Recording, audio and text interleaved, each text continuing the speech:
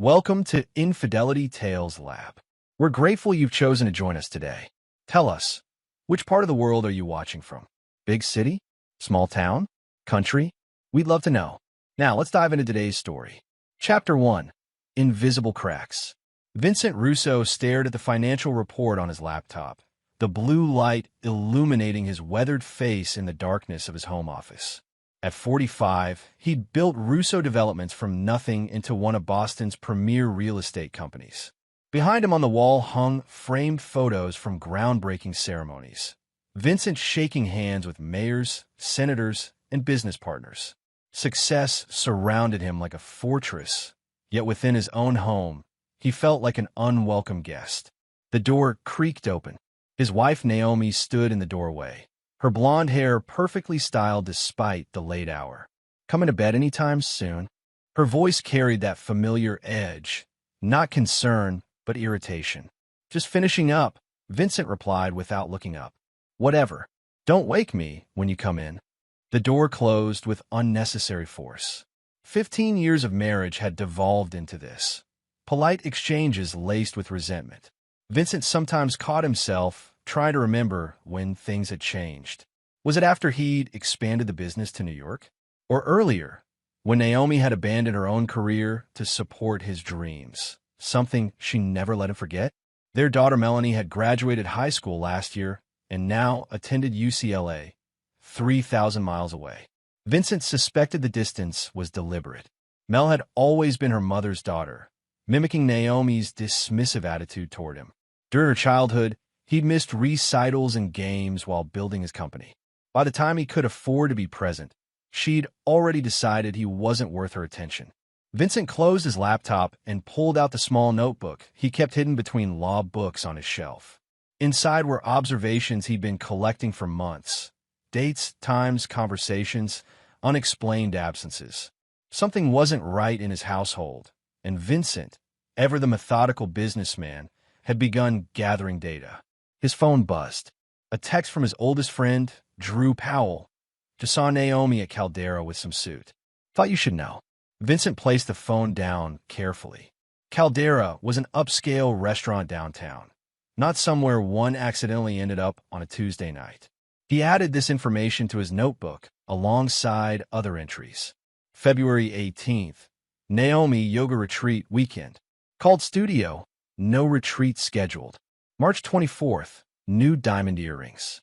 Claims had them forever. April 2nd, password changed on personal phone. He flipped to a new page and wrote, May 10th, dinner at Caldera with unknown man. Vincent didn't slam his fist or throw things. He simply closed the notebook and returned it to its hiding place.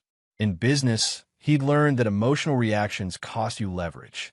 Instead, he walked to the bedroom where Naomi pretended to sleep, her breathing too measured to be genuine. He opened their shared closet, where his modest section contrasted with her expansive collection. Vincent ran his fingers along the sleeve of an unfamiliar garment, a man's cashmere sweater, size large. Too big for Vincent's medium frame.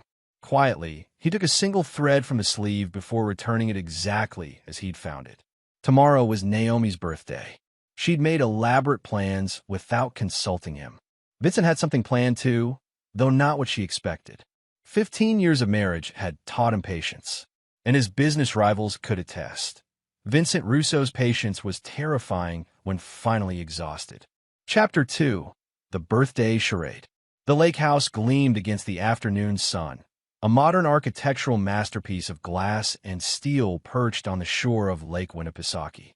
Vincent stood on the expansive deck, champagne flute in hand, watching guests arrive by boat and luxury cars. Naomi's 50th birthday celebration was in full swing, orchestrated entirely without his input. "Impressive place," remarked Preston Wells, Vincent's VP of operations. "Must have cost a fortune to rent for the weekend." "Surprisingly, I wouldn't know," Vincent replied, his tone neutral. Naomi handled everything. Preston's eyebrows rose, but he said nothing. Vincent surveyed the gathering. 40 guests, most he barely recognized. Naomi's friends from her tennis club, her book group, her weekly charity committee, that produced suspiciously few actual charitable outcomes. The private chef prepared gourmet appetizers while a bartender mixed signature cocktails. A string quartet played softly near the infinity pool. His daughter Melanie arrived fashionably late, her boyfriend in tow, a film student with carefully cultivated stubble. She air-kissed Vincent's cheek without making eye contact. "Happy birthday to Mom," she said. "Did you at least get her something decent this year?" The casual cruelty wasn't new. Vincent smiled tightly. "I think she'll remember my gift for quite some time." Melanie rolled her eyes and moved toward the bar. Vincent watched as she immediately gravitated to a tall man in his early 50s with salt and pepper hair and an expensive watch. They embraced with familiar warmth. The man, Gregory Pearson, according to Vincent's research, was supposedly Naomi's tennis instructor, though Vincent had discovered he actually managed several investment properties that competed directly with Russo Developments. Vincent took out his phone and discreetly photographed their interaction. The way Pearson's hand lingered too long on Melanie's back, the conspiratorial smiles they exchanged with Naomi when she joined them. More data for the collection. As sunset approached, Naomi clinked her glass for attention. "Thank you all for coming to celebrate with me. Life begins at 50, they say, and I intend to make this new chapter extraordinary." Her eyes deliberately avoided Vincent's. "I'm surrounded by the people who truly matter to me." The crowd applauded. Vincent did too, noting who nodded knowingly during her speech. Later, as the cake was being served, Naomi approached Vincent with a small box and card, handing them over with cameras watching. "From me and Mel," she said loudly. Vincent opened the box to find a store-bought cupcake with a single candle. The card read simply, "Maybe next year we'll find something that suits you." N.M. The guests around them shifted uncomfortably. Someone coughed. Vincent's face remained impassive as he slipped the card into his pocket. "Don't you have anything to say, Dad?" Melanie asked, her voice carrying across the suddenly quiet deck. Vincent took out his phone, snapped a photo of the cupcake, and said, "I think this speaks for itself. Enjoy your party, Naomi." He walked inside to the master bedroom, removed a pre-packed bag from the closet, and made a phone call. 20 minutes later, a car arrived discreetly at the service entrance. Vincent left without anyone noticing, boarding a private helicopter at a nearby clearing. Only as they lifted off did he allow himself a single cold smile. His phone buzzed repeatedly with Naomi's incoming calls, but Vincent switched it to airplane mode. The real birthday surprise was just beginning. Chapter 3. The Revelation. 3 days later, Vincent sat in a private investigation office in downtown Boston, reviewing photographs, bank statements, and surveillance reports. The evidence formed a damning narrative. Naomi and Gregory Pearson had been involved for at least 2 years. More surprising was Melanie's role. She'd been actively facilitating their meetings, serving as lookout and alibi provider since before her 18th birthday. "This isn't just an affair," said Kira Levinson, the former FBI agent Vincent had hired 6 months ago. "They've been systematically liquidating assets from your joint accounts and purchasing properties through shell companies. Pearson's been using insider information about your development plans to undercut you." Vincent nodded, unsurprised. The betrayal stung less than the elaborate nature of their deception. "And my daughter's involvement?" Kira handed him another folder. "Pearson's been paying her tuition directly. There's also evidence he's known her since she was 15, long before he supposedly met Naomi at the tennis club." Vincent's expression darkened. "Show me everything." The timeline that emerged was calculated and cold.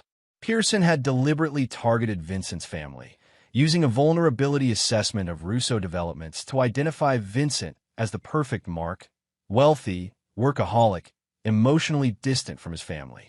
He'd cultivated relationships with both Naomi and Melanie, positioning himself as the attentive alternative to Vincent's preoccupation with business.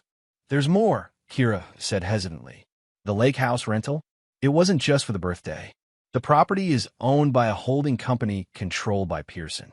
They've been using it for months, but the ownership is obscured through multiple layers." Vincent stared at a surveillance photo of Naomi, Pearson, and Melanie laughing together at a restaurant, dated 6 months before Naomi claimed to have met him. They look like a family, he observed quietly. In a way, they've been functioning as one, Kira confirmed. The birthday party was unusual only in that you were invited. Typically, they gather without you.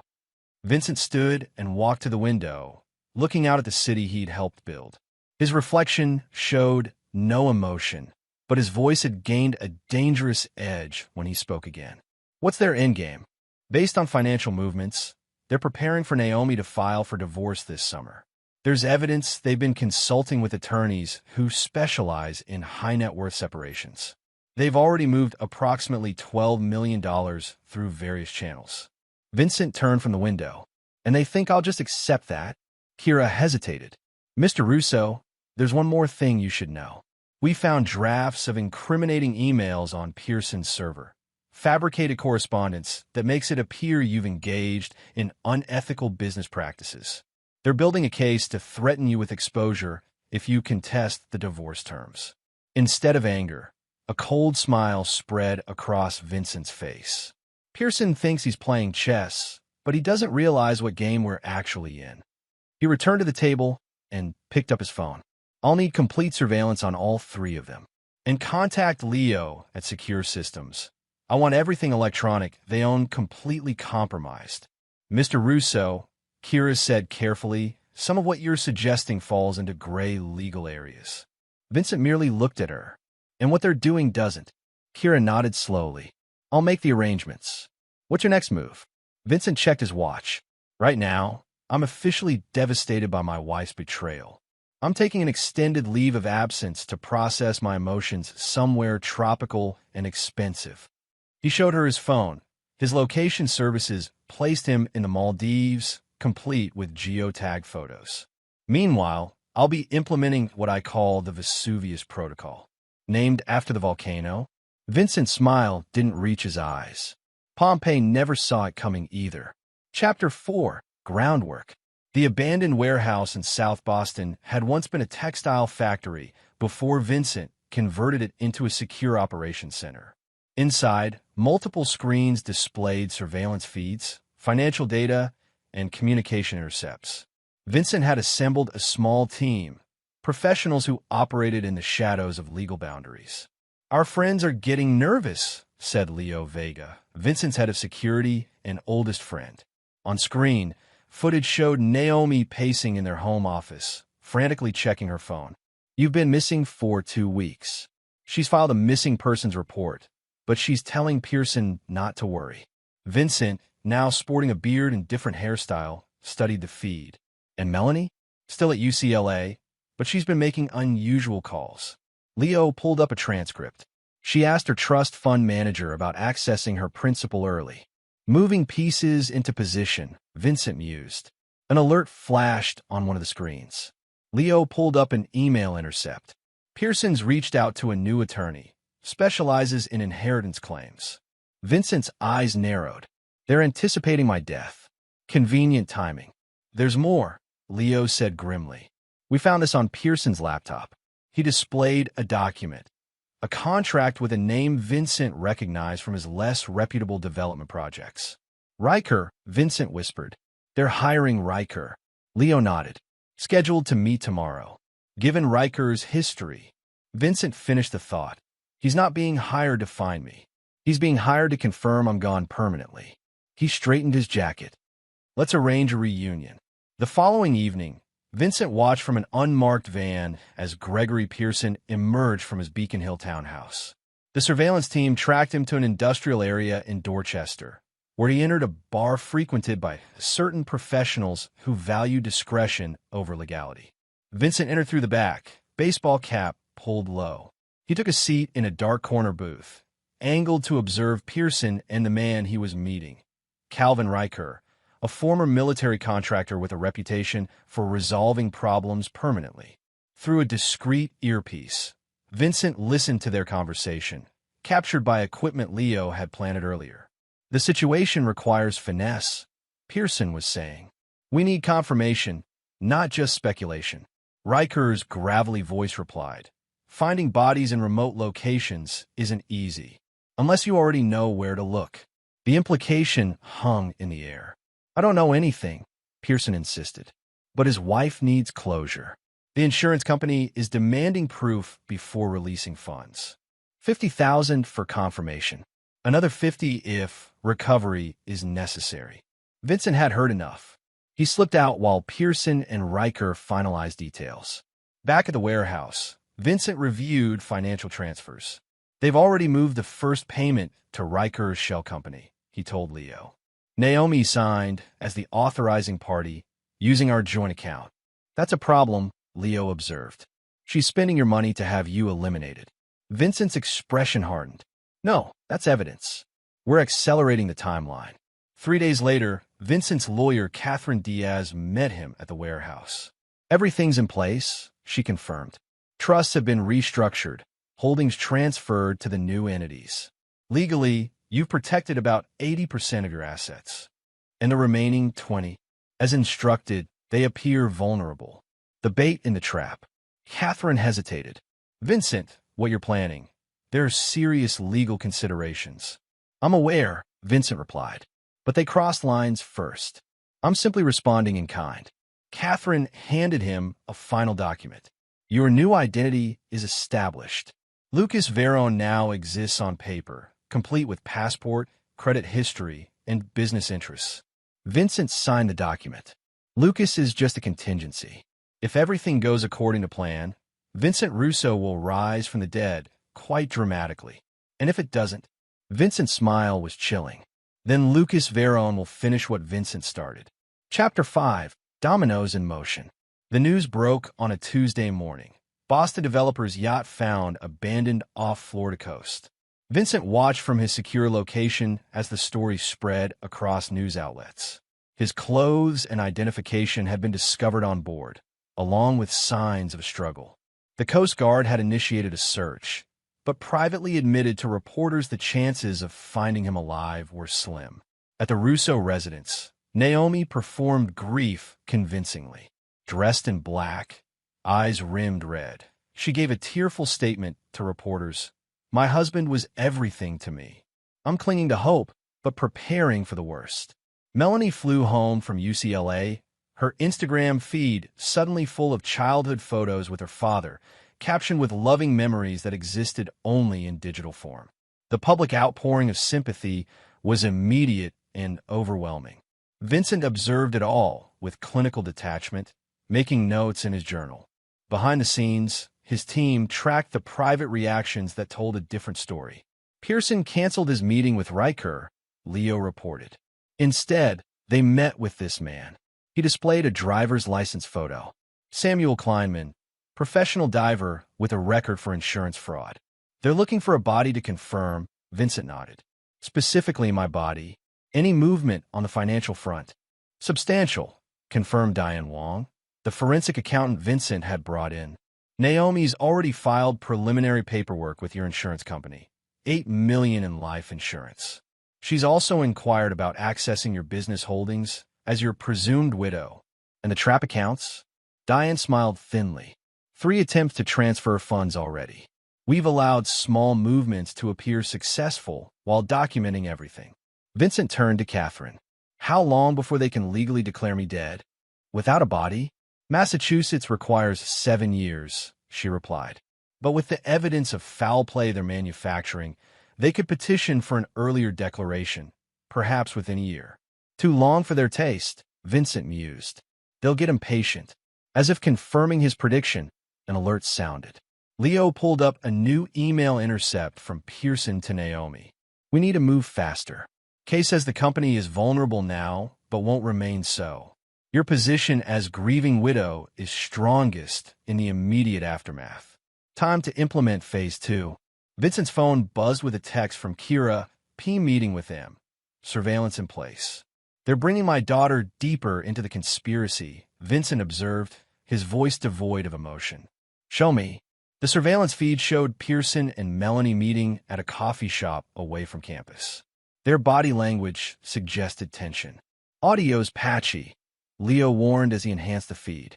Pearson's voice came through. Need you to sign these as a failsafe. If your mother's claim is contested. Melanie looked uncertain. But isn't this? I mean, technically, It's just insurance, Mel. Your father would have wanted you protected. Vincent watched his daughter sign documents without reading them. Papers that Kira later identified as falsified affidavits claiming Vincent had been mentally unstable before his disappearance. She's committing perjury, Catherine noted gravely. She's sealing her own fate, Vincent corrected. Activate the next phase. 2 days later, a mysterious package arrived at Boston Police Headquarters, addressed to Detective Sofia Rivera, an investigator known for her relentless pursuit of white-collar crime. The package contained selected financial records, surveillance photos, and transcripts suggesting a conspiracy between Naomi Russo, Gregory Pearson, and hired associates to eliminate Vincent Russo for financial gain. Detective Rivera, who had previously investigated Pearson for suspected connections to organized crime, immediately opened a preliminary investigation. Surveillance was established on Naomi and Pearson, their communications monitored through official channels. Simultaneously, Vincent's banking partners received anonymous evidence of fraudulent attempts to access company assets, triggering automatic security protocols that froze certain accounts pending investigation. The dominoes had been set in motion. Now Vincent waited for the inevitable missteps that pressure would create. They'll panic, he told his team. When people panic, they make mistakes. The first mistake came sooner than expected. Pearson made a late-night visit to Naomi at the Russo home, unaware of the newly installed police surveillance. Their heated conversation, captured by directional microphones, included damning statements. "We need that insurance money now," Pearson insisted. "Kleinman's found nothing, but he's willing to find evidence for another $50,000. "I can't access that much with the accounts frozen," Naomi argued. "We need to wait until—" "We don't have time. The detective is asking questions about the yacht. If they look too closely—" Vincent smiled coldly as he reviewed the transcript. "Detective Rivera is earning her anonymous tip," he remarked to Leo. "Time to introduce the wild card." Chapter 6, The Ghost Returns. Calvin Riker sat alone in his Spartan apartment, cleaning his service weapon, a ritual that calmed his thoughts. His phone vibrated with an unknown number. Against his better judgment, he answered. "Mr. Riker," said a distorted voice. "I understand you've been hired to find Vincent Russo." Riker's training kicked in. He remained silent, reaching for his backup piece. "Don't bother with the gun under your cushion," the voice continued. "This is a courtesy call, not a threat. Check your email."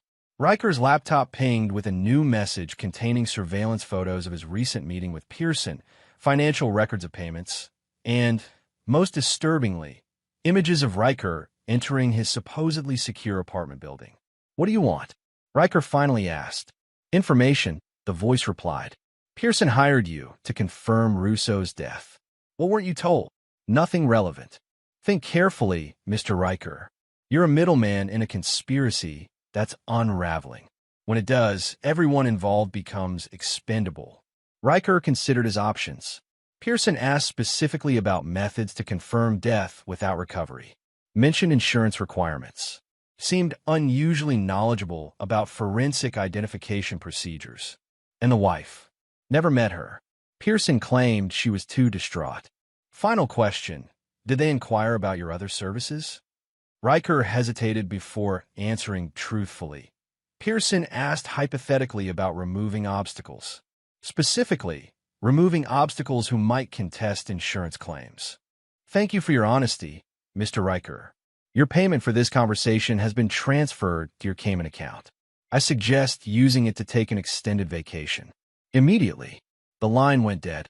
Riker checked his offshore account, finding a deposit of $100,000. Within an hour, he was headed to the airport. Detective Sofia Rivera reviewed the surveillance transcripts with growing certainty.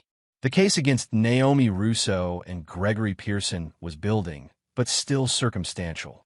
She needed something definitive to justify arrests. Her phone rang, a blocked number. "Detective Rivera," said a voice she didn't recognize. "Regarding the Russo investigation, there's a storage unit registered to Gregory Pearson at Boston Harbor Secure Storage, Unit 447. The access code is 8219. You'll find what you need." "Who is this?" Rivera demanded, but the caller had already disconnected. Following procedure, Rivera obtained an emergency warrant and led a team to the storage facility. Inside Unit 447, they discovered physical evidence connecting Pearson to Samuel Kleinman, financial documents showing planned transfers of Vincent Russo's assets, and, most damning, a handbook on falsifying maritime accident evidence. Rivera immediately ordered the detention of Naomi Russo and Gregory Pearson for questioning. Vincent watched the arrests unfold through surveillance footage. Naomi's shock appeared genuine as officers led her from the house in handcuffs. Pearson, detained at his office, maintained composure until officers mentioned the storage unit. Then his expression crumbled into panic. "They've been separated for questioning," Leo reported. "Pearson's already asked for immunity in exchange for information. And Melanie? Currently unaware. She's scheduled to fly home tomorrow for a memorial service Naomi had planned." Vincent closed his notebook. Perfect timing. Notify Catherine to proceed with the emergency injunction on all accounts and properties. And tell Kira to deliver the final package to Rivera. "Are you sure about this next part?" Leo asked. "Once it's done, it's necessary," Vincent replied firmly. "They decided our relationship meant nothing. Now, they'll learn what that truly means." The next morning, as Melanie Russo boarded her flight to Boston, news alerts lit up her phone. Boston police arrest widow in suspected murder conspiracy and business partner implicated in developer's disappearance. By the time her plane landed, her mother had been formally charged with conspiracy to commit murder, fraud, and embezzlement. Gregory Pearson, seeking leniency, had provided authorities with evidence implicating both Naomi and, peripherally, Melanie herself. As she exited the jetway, 2 officers waited to escort her directly to police headquarters for questioning. The carefully constructed plan was collapsing around them, precisely as Vincent had designed it to. Chapter 7. The Vanishing Point. Melanie Russo sat in the interrogation room, her designer clothes and confident demeanor increasingly at odds with her deteriorating situation. Detective Rivera had been questioning her for 3 hours, methodically presenting evidence of her involvement in her father's financial exploitation. "These signatures," Rivera said, sliding documents across the table, "appear on transfer authorizations moving funds from your father's accounts. Forensic analysis confirms they're your handwriting." "I signed what my mother asked me to sign," Melanie insisted. "That's not a crime." "And these—" Rivera produced the affidavits Melanie had signed for Pearson. "Statements claiming your father was mentally unstable and suicidal before his disappearance, directly contradicting his physician's reports and business associates' testimony." Melanie's confidence wavered. "Greg said it was to protect Mom's interests if there were insurance questions." "Mr. Pearson has provided us with quite a different account," Rivera replied. "He claims you were fully aware of the plan to declare your father dead for financial gain." "He's lying. I didn't know anything about." Rivera interrupted by playing a recording, Melanie's own voice from a phone conversation with Pearson. "Once Dad's officially gone, we can finally move forward with everything we've planned." Melanie's face drained of color. "That's not what I meant. You're taking out of context." "Then please provide the context." As Melanie struggled to explain, Rivera's phone buzzed. She stepped outside briefly, returning with a new file. "Ms. Russo, we've just received evidence that you accessed your father's personal email accounts 3 months before his disappearance, forwarding confidential business information to Mr. Pearson." Melanie finally requested an attorney. From his command center, Vincent watched his daughter's interrogation with a face carved from stone. When she asked for a lawyer, he switched feeds to Naomi's holding cell, where his wife sat with tear-streaked makeup, whispering frantically with her defense attorney. "The DA is offering a plea deal to Pearson," Leo reported. 10 years instead of 25 if he testifies against Naomi as the primary conspirator. "And he'll take it," Vincent predicted. "Pearson's always been practical." Naomi's attorney is seeking bail. Hearing scheduled for tomorrow morning. Vincent nodded. Everything proceeds as expected. "What's the media coverage?" Leo pulled up news reports. The story had exploded across national outlets. Love triangle led to murder plot and developer's wife charged in death conspiracy dominated headlines. Vincent's reputation was being portrayed sympathetically, the hardworking business leader betrayed by those closest to him. Financial impact? Vincent asked. Diane consulted her tablet. Russo Development stock initially dropped 12% on news of her disappearance, but has rebounded 8% since the arrests. The board has appointed Preston Wells as interim CEO, as your contingency plan directed. And the special transfers? Completed, Diane confirmed. The offshore accounts are secure and untraceable. Vincent stood, stretching muscles tense from hours of observation. Then it's time for Phase 3. Catherine has the documents ready. Leo nodded. Being filed with the court as we speak. Once the judge signs off, Naomi and Melanie lose everything. Vincent finished, his voice matter of fact. The houses, cars, access to accounts. All frozen pending criminal investigation. You're leaving them with nothing, Leo observed. Even the personal items. They left me with less, Vincent replied. Prepare the jet. We're proceeding with the final phase tonight. Naomi Russo was denied bail, deemed a flight risk due to recently discovered passport applications under an alias. As she was returned to her cell, a guard delivered news that devastated her more than the judge's decision. An emergency injunction had been granted freezing all assets pending investigation, including items claimed as personal property. Simultaneously, Melanie was released on bail, but discovered her credit cards declined when she attempted to book a hotel room. Her access to both her trust fund and personal accounts had been suspended by court order. The family home was sealed as a potential crime scene. With nowhere to go and no financial resources, Melanie was forced to contact her boyfriend's parents, humiliatingly asking for temporary lodging and a loan. They agreed reluctantly, having seen the news reports.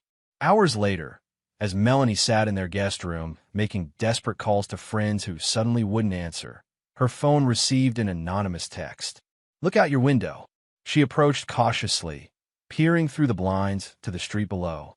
A black SUV was parked directly opposite. Though she couldn't see the driver clearly, something about the silhouette seemed hauntingly familiar. Her phone buzzed again. You should have checked the cupcake more carefully. Some birthday gifts take time to unwrap. The message came from an unknown number, but Melanie felt a chill of recognition. She ran outside, heedless of safety, but the SUV was already pulling away. In the dim streetlight, she caught a glimpse of the driver, a face she believed she would never see again. Her father was alive. Chapter 8. The Confrontation. The Boston Federal Courthouse buzzed with activity as journalists and spectators filled the hallways. The preliminary hearing for Naomi Russo had drawn nationwide attention, a tale of greed, betrayal, and presumed murder that captivated the public imagination. Detective Rivera escorted Naomi, now dressed in standard-issue prison clothing, her designer polish faded after weeks in detention. Gregory Pearson had already accepted his plea deal, agreeing to testify against her. Melanie sat in the back row, unwelcome by either side, her once privileged life reduced to borrowed clothes and borrowed housing. As proceedings were about to begin, the courtroom doors opened.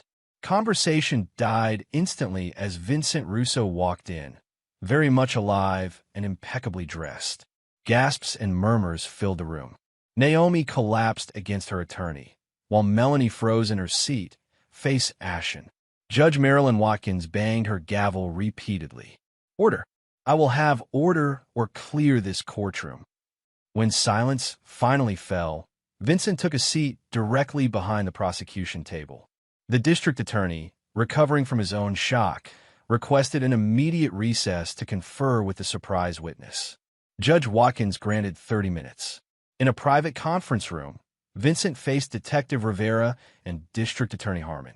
Your timing is theatrical, Mr. Russo, Harmon observed dryly.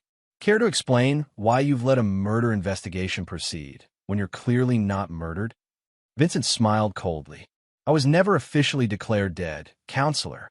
I simply took an unannounced sabbatical while gathering evidence. Evidence you apparently shared anonymously rather than coming forward, Rivera noted. For my safety, Vincent replied smoothly. Given that my wife and her lover had already paid someone to confirm my death, caution seemed prudent. He placed a flash drive on the table. This contains everything: financial records, surveillance footage, recorded conversations. Enough to convict Naomi and Pearson of conspiracy to commit insurance fraud, embezzlement, corporate espionage, and attempted murder. Harmon examined the drive. And your daughter's involvement? Vincent's expression hardened. Melanie made her choices. The evidence speaks for itself. What exactly do you want, Mr. Russo? Rivera asked directly. Justice, Vincent answered, complete and uncompromising. When court reconvened, the charges were amended. Naomi now faced counts of conspiracy to commit fraud and attempted theft, rather than murder conspiracy. Pearson's plea agreement remained in place, with his testimony now focusing on the financial crimes. Vincent took the stand, his testimony devastating in its methodical detail. He described discovering the affair, documenting the financial manipulations, and eventually staging his own disappearance to expose the conspiracy. You deliberately let your wife and daughter believe you were dead, Naomi's attorney challenged during cross-examination. Couldn't you have reported your suspicions to authorities without that psychological warfare? After finding evidence, they were actively planning to have me eliminated? Vincent countered. I prioritized my survival over their peace of mind. Throughout his testimony, Vincent never once looked at Naomi or Melanie. They were simply targets, not family. The proceedings concluded with the judge ordering Naomi held without bail. As she was led away, she finally locked eyes with Vincent, mouthing words only he could see. Please help me. Vincent turned away without acknowledgement. That evening, Vincent found Melanie waiting beside his car in the courthouse parking garage. You were alive all along, she said, her voice hollow. You set all of this up. I merely created opportunities, Vincent replied. You, your mother, and Pearson made the choices that led here. They're going to charge me too, aren't they? Prosecutor says accessory to fraud. Minimum. The evidence is substantial. Tears filled Melanie's eyes. Dad, please. I know I made mistakes, but I'm your daughter. Are you? Vincent asked calmly. You've spent years treating me with contempt. You helped Pearson access my business records. You signed fraudulent documents anticipating my death. I didn't know what they were planning. Not at first. Mom said you were controlling the money unfairly, that you'd cut her off if they divorced. So you helped her steal it instead, Vincent finished. Tell me, when did you start calling him Dad behind my back? Melanie's silence was answer enough. I've instructed my attorneys not to oppose emergency access to your trust fund. Enough for legal representation, Vincent said, unlocking his car. Beyond that, you're on your own. Actions have consequences, Melanie. You can't just abandon me, she cried as he got into the vehicle. Vincent looked at her with empty eyes. You abandoned me long ago. The difference is I noticed. He drove away, leaving her alone in the darkening garage. Chapter 9. Ashes and Aftermath. 6 months later, Vincent stood in his completely renovated penthouse office. The space had been transformed. No trace remained of the life he'd shared with Naomi. New furniture, new art, new views from a different building entirely. Vincent had systematically erased all physical reminders of his former family. Leo entered, carrying the morning's paper. The headline announced, Russo conspirators sentenced. Wife gets 12 years. Business partner 8 years in fraud case. It's over, Leo said, placing the paper on Vincent's desk. Pearson's testimony sealed it. Judge gave Naomi the maximum after she still refused to take responsibility. Vincent nodded, unsurprised. Naomi had maintained throughout the trial that she'd been manipulated by Pearson, that the financial transfers had been legitimate gifts, that she'd never intended harm. The jury hadn't believed her. And Melanie? He asked, his voice neutral. 3 years, mostly suspended. 5 years probation. Community service. The DA was lenient given her cooperation. Vincent made no comment, returning his attention to the architectural plans spread across his desk. A new development project that would directly compete with properties Pearson had secretly acquired. She's tried to contact you, Leo continued. Letters, calls. I'm aware. She's young, Vincent. People make mistakes. Vincent cut him off with a sharp gesture. Don't. She made deliberate choices for years. This wasn't a momentary lapse of judgment. Leo nodded, knowing better than to push further. The board meeting is at 11. They're formalizing your return as CEO. After Leo left, Vincent walked to the window overlooking Boston Harbor. His empire had not only survived but thrived in his absence. Russo Developments had expanded, absorbing several of Pearson's now liquidated holdings at bargain prices. His phone buzzed with a text. Catherine confirming the final transfers in the divorce settlement. Naomi would emerge from prison with nothing but a small court-mandated stipend. All joint assets had been legally separated, trusts dissolved, properties redistributed. Vincent had even successfully petitioned to reclaim his family surname, legally requiring Naomi to revert to her maiden name upon release. Another text arrived, this one from an unknown number. Dad, I know you blocked my regular number. Please just talk to me. I've lost everything. Mom's going to prison. I'm not asking for money, just a conversation. Please. Vincent read it twice before blocking this number too. His assistant buzzed the intercom, reminding him of an appointment with potential investors. Vincent straightened his tie and closed the architectural plans, a blueprint for a luxury residential tower to be built on land once owned by Pearson. He named it Phoenix Point, rising from ashes stronger than before. That evening, Vincent hosted a small gathering at his new home, celebrating the company's most successful quarter to date. The guests were carefully selected business associates, none who had known Naomi well or been part of the birthday party debacle. As the evening wound down, Preston Wells, now Vincent's right-hand man after proving his loyalty during the crisis, lingered behind. Remarkable turnaround, Preston observed. Most men would have been destroyed by what you went through. Vincent poured 2 glasses of scotch. Most men accept betrayal. I don't. Still, the personal cost. Preston hesitated. Family is irreplaceable. They weren't family, Vincent replied simply. They were people who share my name and resources while plotting my destruction. I've simply corrected a misclassification. Preston accepted the scotch, but seemed troubled. What about forgiveness, Vincent? For your own peace. Vincent's laugh held no humor. Forgiveness is for those who seek redemption. They sought my elimination. Very different. After Preston left, Vincent sat alone in his minimalist living room. On his phone, he scrolled through news articles about the case, about Naomi's dramatic fall from socialite to inmate, about Melanie's tearful courtroom apology he'd refused to attend. A notification appeared, another message from Melanie, this time through his assistant. I'm leaving Boston, moving to Seattle for a fresh start. I know you may never forgive me, but I need you to know I'm sorry. Not for getting caught, but for everything before. I was wrong about you. Wrong about everything. If you ever change your mind, this is where I'll be. Attached was her new contact information. Vincent stared at it for a long moment before deleting the message without response. He walked to his home office and opened a notebook, the same one where he'd first documented their betrayal. On the final page, he wrote, "Case closed." Then he closed the book and placed it in a safe behind a painting. A reminder, not of what he'd lost, but of what he'd discovered about himself. Vincent Russo would not be betrayed without consequences. Not by business rivals, not by friends, not even by blood. The world now understood exactly where he drew his lines. That knowledge was worth every painful revelation. Vincent poured another scotch and gazed out at the city lights, his reflection in the window showing a man completely self-contained. No longer husband or father, just himself, uncompromised and resolute. And that, he decided, was victory enough. And there you have it. Another story comes to an end. What did you think? I'd love to hear your thoughts in the comments below. If you enjoy this story, consider joining our community by subscribing. It means the world to us.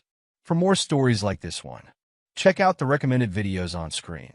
And I'll see you there. Welcome back to another story on Infidelity Tales Lab. Before we begin, tell us, where in the world are you watching from? Now, let's dive into today's story. Chapter 1. The Facade.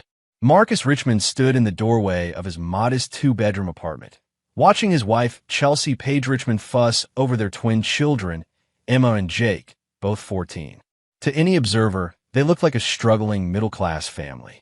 Marcus worked as a night security guard at a downtown office building, bringing home barely enough to keep them afloat. Chelsea worked part-time at a local diner, always complaining about the tips and the smell of grease that clung to her uniform. What Chelsea didn't know, what nobody knew, was that Marcus Richmond was a ghost. For 15 years, Marcus had operated under deep cover as part of an elite private military contractor group called Phantom Solutions. His real name wasn't even Marcus Richmond. His missions had taken him to places that didn't exist on any map, handling problems for clients whose names appeared on Forbes lists and government payrolls. The modest apartment, the security guard job, even his marriage to Chelsea, it had all been part of his cover identity, a way to blend into civilian life between assignments. But 3 years ago, everything changed. Marcus had fallen in love with the role he was playing. He'd grown attached to Chelsea, to the kids he'd helped raise, to the simple life he'd built as a cover story.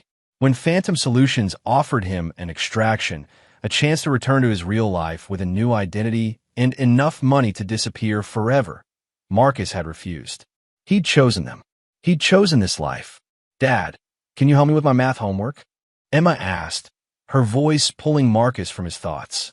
"Sure, sweetheart," Marcus replied, settling into the worn couch beside her. As he helped her work through algebra problems, he noticed Chelsea glancing at her phone frequently, typing quick messages with a secretive smile. For the past month, she'd been different. Distant. She'd started wearing makeup to her diner shifts and coming home with stories about how slow the night had been, despite her increasingly cheerful mood. Marcus's training had taught him to notice patterns, to read people, to detect deception. Chelsea was having an affair. The old Marcus, the operator, would have gathered evidence, would have planned response. But this Marcus, the one who'd chosen love over duty, pushed the suspicions aside. Maybe she was just planning a surprise for their anniversary next month. Maybe he was reading too much into innocent behavior. "There," Emma said, finishing the last problem. "Thanks, Dad. Anytime, princess." Marcus kissed the top of her head, breathing in the scent of her strawberry shampoo. "You're getting too smart for your old man." Jake looked up from his video game. "Dad, are we poor?" The question hit Marcus like a punch to the gut. "Why would you ask that, son?" Some kids at school were talking about how their parents bought them new phones and stuff. "We never have money for things like that." Chelsea's head snapped up from her phone. "Jake, that's not appropriate dinner conversation." "It's okay," Marcus said gently. "Jake, we have everything we need. A roof over our heads, food on the table, and each other. That's what matters." But even as he said the words, Marcus could see the doubt in his son's eyes. At 14, Jake was beginning to understand social hierarchies, to notice the differences between his family's circumstances and those of his classmates. Later that night, as Chelsea took an unusually long shower, Marcus noticed her phone buzzing on the nightstand. The message preview showed only a contact name, Dan B.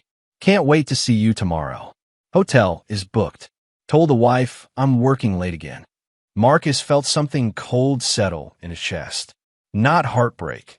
He'd experienced enough betrayal in his former life to build walls around his emotions.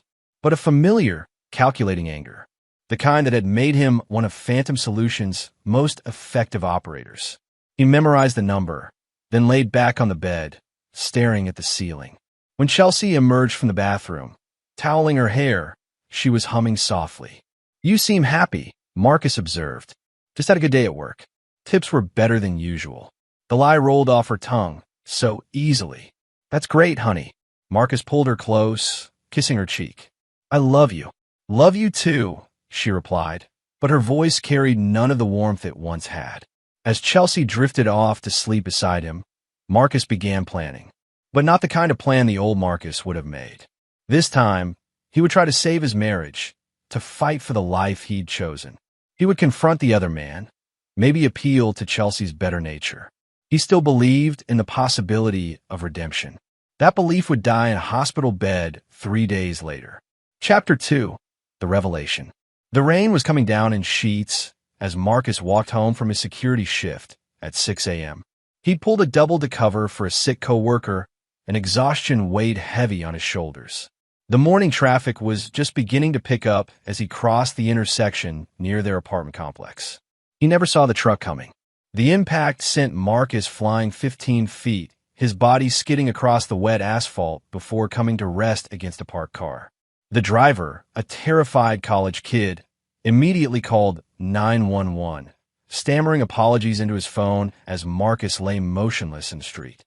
But Marcus wasn't unconscious. The impact had been brutal. He could feel at least 3 broken ribs, a possible concussion, and his left leg was definitely broken. But his training had taught him to control his breathing, to remain still when injured, to assess the situation before revealing his condition. Years of operations in hostile territory had ingrained these responses deep into his muscle memory. So when the paramedics arrived and found him unresponsive, when they loaded him onto a stretcher and rushed him to City General Hospital, Marcus let them believe he was unconscious. Something in his operator's instincts told him to stay quiet, to observe. The emergency room was chaos. Marcus was wheeled into Trauma Bay 3, where nurses began cutting away his clothes and hooking him up to monitors. Through barely cracked eyelids, he watched them work, professional and efficient. BP is stabilizing, one nurse reported. Possible internal bleeding, definitely some broken bones. He's lucky to be alive. That's when Marcus heard familiar voices in the hallway outside the trauma bay. Absolutely unconscious, Mrs. Richmond. The impact was severe. We're still running tests, but he's not responding to stimuli. How long before we know if he'll wake up? Chelsea's voice, but with an edge Marcus had never heard before. These things are unpredictable. Could be hours, could be days. Head trauma is always complicated. Through the gap in the curtain, Marcus could see Chelsea standing with the twins. She was holding Emma's hand, but her expression wasn't one of a worried wife. She looked calculating. Kids, why don't you go get something from the vending machines? Chelsea handed them some bills. Take your time. Once Emma and Jake were gone, Chelsea's entire demeanor shifted. She pulled out her phone and made a call. Dan? Yeah, it's me. No, he's unconscious. The doctors don't know when he'll wake up. A pause. What do you mean? What do I mean? This is it. This is our chance. Marcus felt ice water flow through his veins. I don't know how long we have, but the doctor said it could be days. Maybe longer. We can clean out the apartment tonight. Take everything. Another pause. Yes, the kids too. They'll be better off anyway. The conversation continued for another few minutes, but Marcus had heard enough. Chelsea was planning to abandon him, thinking he might never wake up. But it got worse. When the twins returned, Chelsea had composed herself back into the role of the concerned wife. But her next words shattered any remaining illusions Marcus had about his family. Listen carefully, she told Emma and Jake in a low voice. Your father, he's not the man we thought he was. What do you mean, Mom? Emma asked, confused. He's a broke, useless dreamer. Always talking about how things would get better, but look where we are. Look at this place. Chelsea gestured around the hospital. This is where his big dreams got him. Mom, that's mean? Jake protested. Dad's hurt. Your dad is a loser, Jake. And now we can finally start a new life with your second dad. Chelsea's voice was cold, matter of fact. Dan has been taking care of us for months. He has money, a real job, a nice house. We can have everything we deserve. Marcus's heart shattered as he watched his children's faces. Emma started crying softly, while Jake just stared at his mother in shock. But what about Dad? Emma whispered. Your dad made his choices. We're making ours. Chelsea checked her phone. Dan's already started moving our important things to his place. Tonight, when visiting hours are over, we're going to pack up the rest and leave. We're just going to leave him here. Jake's voice cracked. He'll be fine. The hospital will take care of him. And if he wakes up, Chelsea shrugged. Well, maybe he'll finally understand that some people are meant for better things. The next hour was torture for Marcus. He watched through slitted eyes as Chelsea performed for the nurses, playing the worried wife while texting constantly with her lover. The twins sat in uncomfortable silence, processing their mother's brutal revelations. When visiting hours ended, they left. Chelsea's final words to the nurse were, "Please call if there's any change. We'll be at home." But Marcus knew they wouldn't be at home. They would be packing up his life, stealing what little money they had in their joint account, and moving in with Dan Bass, a man whose name Marcus had memorized from Chelsea's phone 3 nights ago. As the hospital settled into its evening quiet, Marcus carefully opened his eyes fully for the first time. A young nurse, Miriam Goodwin, according to her name tag, was checking his monitors. "How long have you been awake?" she asked softly. Marcus tried to speak, found his throat dry. "Water." Miriam quickly got him some iced chips. "I saw you move your eyes during visiting hours. How much did you hear?" "Everything." The word came out as a croak. Miriam's face was sympathetic but professional. "I'm sorry. I couldn't help but overhear some of what your wife said."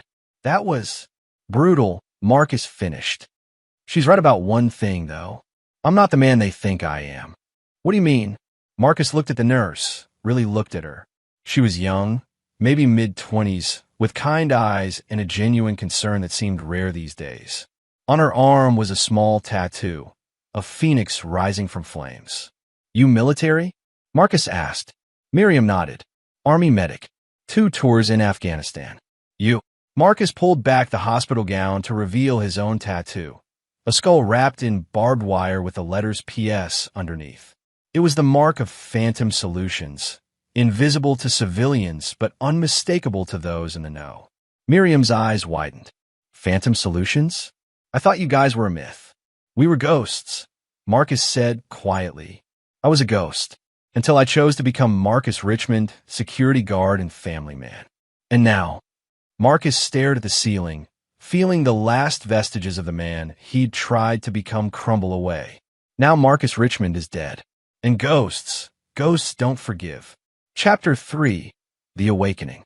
Miriam Goodwin had seen her share of broken men during her tours in Afghanistan, but there was something different about the patient in bed 3. When he'd shown her that tattoo, everything clicked into place. The way he'd remained perfectly still during the trauma assessment, the controlled breathing, the calculated way he'd observe his surroundings even while unconscious. "How bad are your injuries?" "Really?" she asked, checking to make sure they weren't being overheard. "Broken ribs, broken leg, concussion. Nothing that won't heal." Marcus tested his range of motion carefully. "I've had worse. You need to be here for at least a week. Maybe 2. "Perfect. That gives me time to plan." Something in his tone made Miriam uneasy. "Plan what?" Marcus looked at her with eyes that had gone completely cold. "My wife and her lover just stole my children, and what they think is everything I own. They're probably celebrating right now, thinking I'm some pathetic loser who'll never wake up to stop them. And you're not going to let that slide. I'm going to destroy them." The words were spoken without emotion, like he was discussing the weather. Completely, utterly, in ways they can't even imagine. Miriam had heard that tone before, from soldiers who'd been pushed past their breaking point. "What do you need from me?" "Information, for now." "And?" Marcus hesitated. "You said you were Army. What's your security clearance?" "Had secret clearance." "Why?" "Because in about 6 hours, this place is going to be crawling with people asking questions about me. My cover identity is about to be blown." Miriam frowned. "What do you mean?" Marcus pointed to his tattoo. "This isn't just any marking.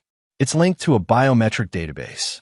The moment the hospital ran my blood work and fingerprints for identification, it triggered alerts in systems most people don't know exist."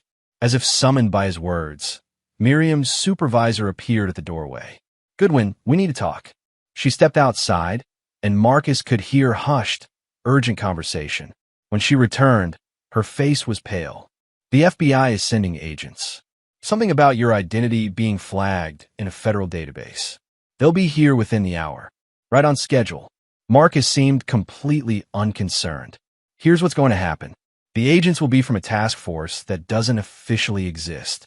They'll want to extract me, give me a new identity, relocate me somewhere safe. And you're going to refuse. I'm going to negotiate." The next hour passed quickly. Miriam had to maintain the pretense of normal patient care while Marcus prepared for what was coming. True to his prediction, 2 agents arrived, a woman in her 40s with steel gray hair and a younger man who looked like he'd stepped out of a recruitment poster. "Mr. Richmond," the woman said, "or would you prefer we use your real name?" "Marcus will do fine. And you are?" Agent Dale Kinney, FBI. This is Agent Eric McMahon. We understand you've had an accident. Among other things.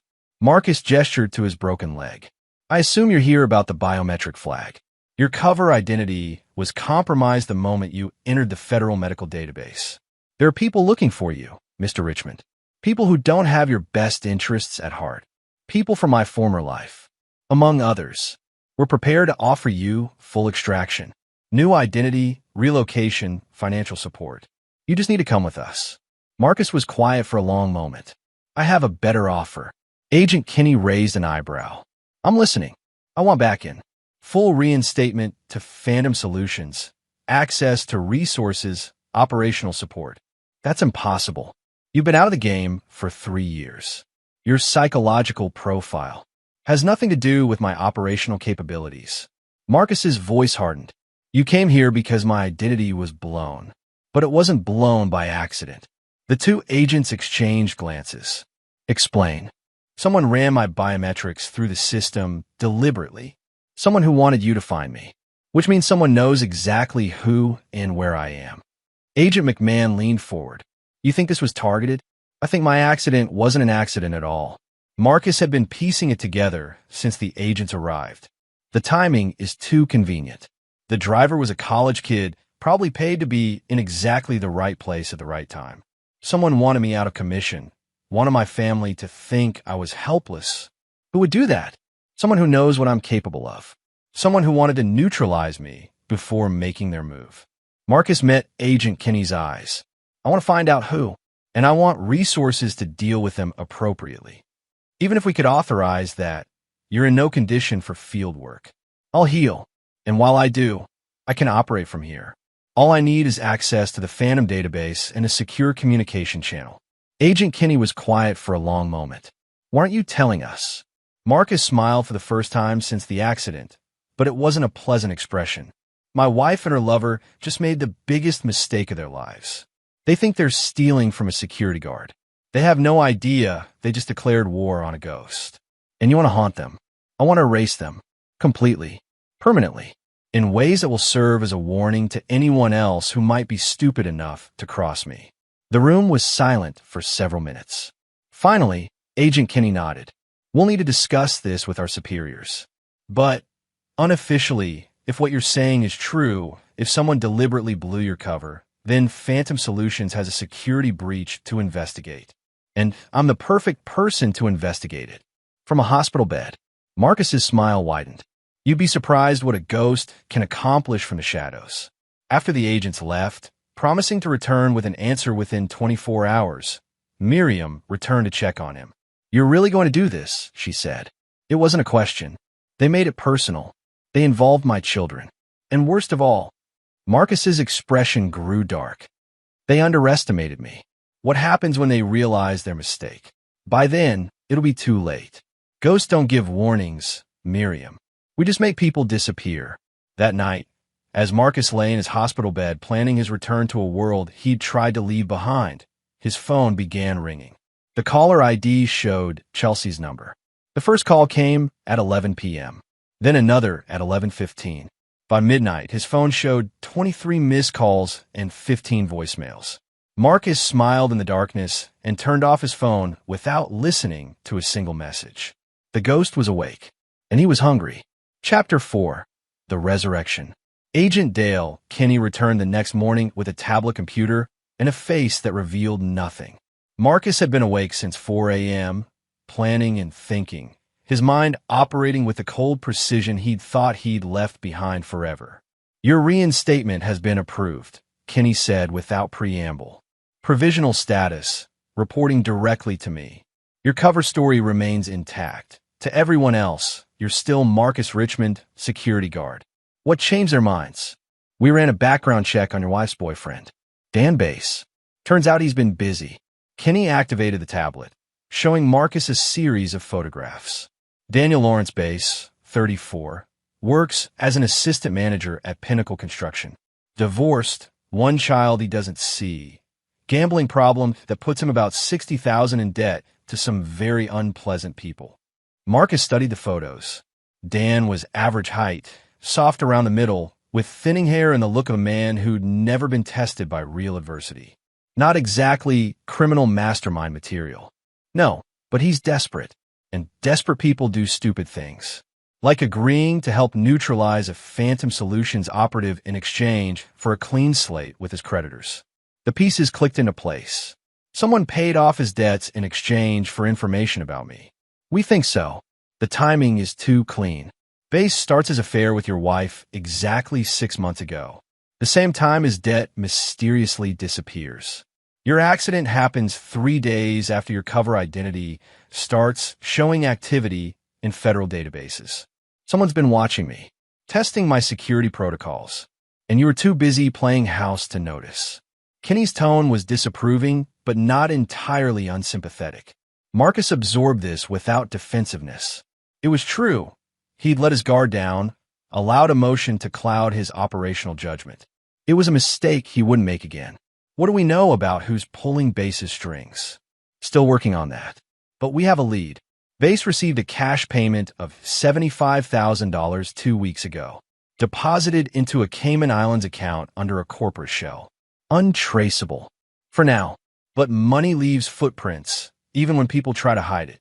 We'll find the source. Marcus nodded, already thinking 3 steps ahead. I need to know everything about Base. His routines, his weaknesses, his fears.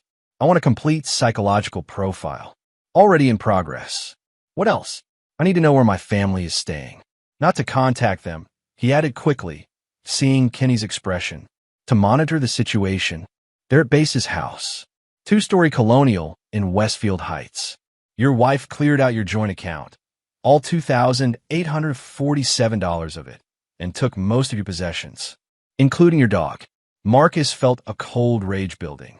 Max was an 8-year-old German Shepherd he'd rescued as a puppy. The dog had been one of the few constants in his cover life, and one of the things he'd genuinely grown to love. They took my dog, among other things. The children are enrolled in new schools starting Monday. Your wife has already filed paperwork to change their last names to Base. She's moving fast. She thinks you're dying. Or dead. Kenny showed him another screen. Your phone has received 71 calls from her number in the last 18 hours. She's left 23 voicemails. Probably trying to cover her tracks.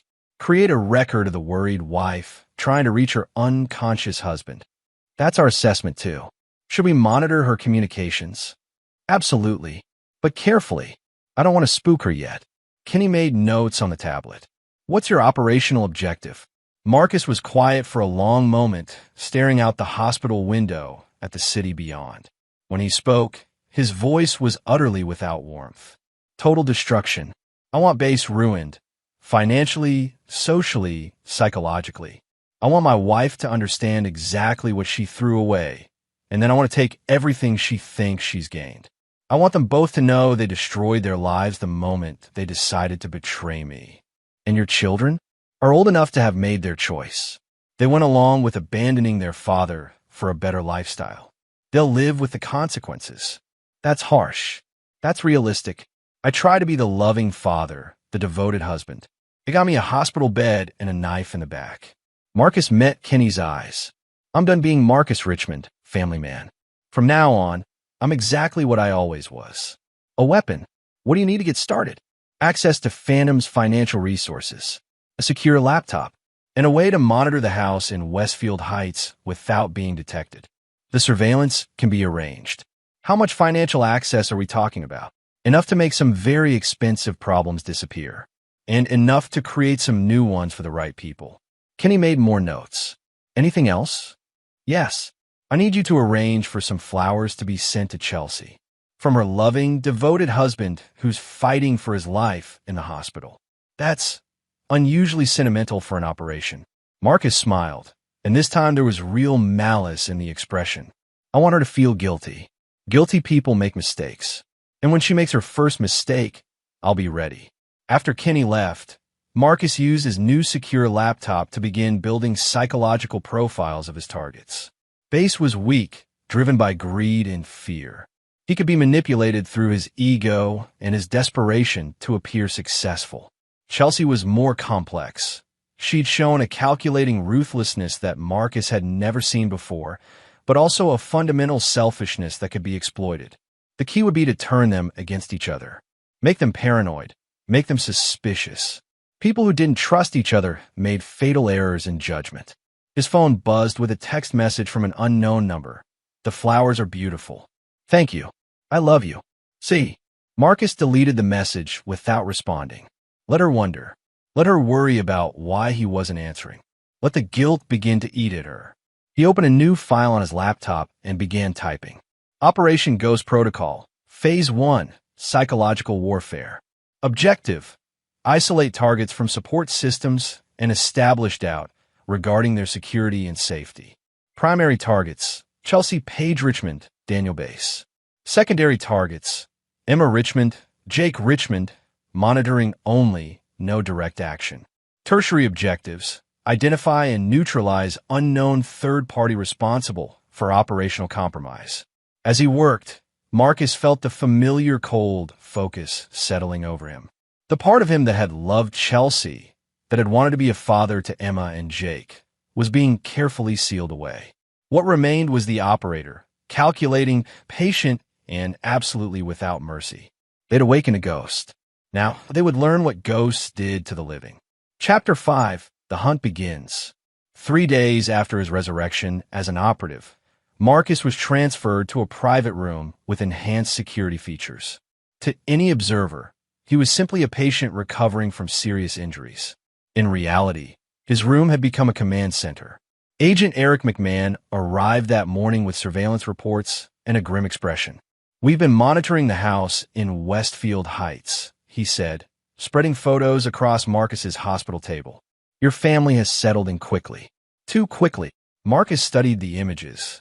Chelsea and the twins moving boxes, Bass grilling in the backyard, all of them laughing and looking remarkably comfortable for people who'd supposedly just fled a tragic situation. How long did it take her to stop wearing her wedding ring? Marcus asked. 12 hours after she left the hospital. We have photos of her throwing it in a dumpster behind Bass's office building. Marcus felt nothing. The emotional Marcus Richmond, who would have been devastated by that image, was gone, replaced by the operational mind that saw it simply as intelligence data. What about Bass's financial situation? That's where it gets interesting. McMahon produced another set of documents. The $75,000 payment we traced? It wasn't the only one. Bass has been receiving regular payments for the past 8 months. Small amounts, $500 to $1,000, deposited into various accounts. Payment for surveillance on me. That's our working theory. Someone's been building a file on Marcus Richmond for almost a year. Show me Bass's psychological profile. McMahon handed over a thick folder. Marcus read through it quickly, his trained mind absorbing and categorizing the information. Daniel Bass was a textbook example of middle-aged desperation. Divorced, financially struggling, watching younger colleagues advance while he stagnated. He had a history of gambling, minor fraud, and using women for financial support. He's a user, Marcus concluded. Classic narcissistic personality with sociopathic tendencies. He doesn't love Chelsea. He sees her as a convenient solution to his problems. And your wife is about to learn exactly what kind of man she's chosen over me. Marcus opened his laptop and began typing orders. Within hours, several things would happen simultaneously. Bass's creditors, the dangerous ones he thought had been paid off, would receive anonymous tips about his new address and improved living situation. The IRS would receive an anonymous report about unreported income. His ex-wife would receive copies of photos showing him living with another woman and her children. But most importantly, Bass would begin receiving gifts. I want you to arrange for deliveries to the house, Marcus told McMahon. Expensive deliveries. Cases of wine, luxury food items, electronics. All paid for with untraceable cash. All with gift cards reading, "Thanks for a job well done." You want to make him paranoid. I want to make him terrified. Bass is a small-time player who thinks he's hit the big leagues. When expensive gifts start showing up with cryptic messages, he's going to assume his mysterious benefactor is checking up on him. And when he gets paranoid, he'll start making mistakes, demanding answers from people who might not want to give them, asking questions that will expose the larger operation. While McMahon arranged the deliveries, Marcus focused on Chelsea. She was the more dangerous of the two, smarter, more calculating, more capable of long-term planning. But she had vulnerabilities. Her social media profiles revealed a woman obsessed with image and status. She'd already begun posting photos of her new life, careful not to include base directly, but showing off the upgraded circumstances. New clothes, fancy restaurants, a lifestyle that was dramatically better than what she'd had with Marcus. Marcus began creating fake social media accounts, carefully building networks of mutual friends and local connections. Then he began commenting on Chelsea's posts, always supportive, always encouraging, but with subtle questions. Wow, things have really improved for you lately. How did you manage such a quick turnaround? Your husband must be doing so much better to afford all this. Is he out of the hospital yet? The kids look so happy in their new school. Was it hard for them to leave their father behind? Each comment was designed to make her followers ask questions, to plant seeds of doubt about her story. Marcus knew that Chelsea had been telling people her husband was still unconscious, that she was staying with a friend while she waited for him to recover. The cognitive dissonance between that story and her obvious improvement in circumstances would create pressure. By evening, Marcus had one more surprise arranged. A florist would deliver another bouquet to the house, but this time with a different message, to Chelsea and Dan, wishing you both exactly what you deserve. A concerned friend. That night, Marcus's secure phone rang. Agent Kinney's voice was tight with concern. We have a problem. Base received a visitor this afternoon. Someone who doesn't appear in any of our databases. Describe them. Male, approximately 40, well-dressed, drove a car with diplomatic plates. Our surveillance team couldn't get close enough for detailed photos. How long was he there? 20 minutes. Base looked shaken when he left. Marcus processed this information. Someone higher up the food chain was getting nervous about the operation. The anonymous gifts, the social media pressure, the mysterious flowers, his psychological warfare was having the intended effect. Increase surveillance. I want to know every person who goes in or out of that house.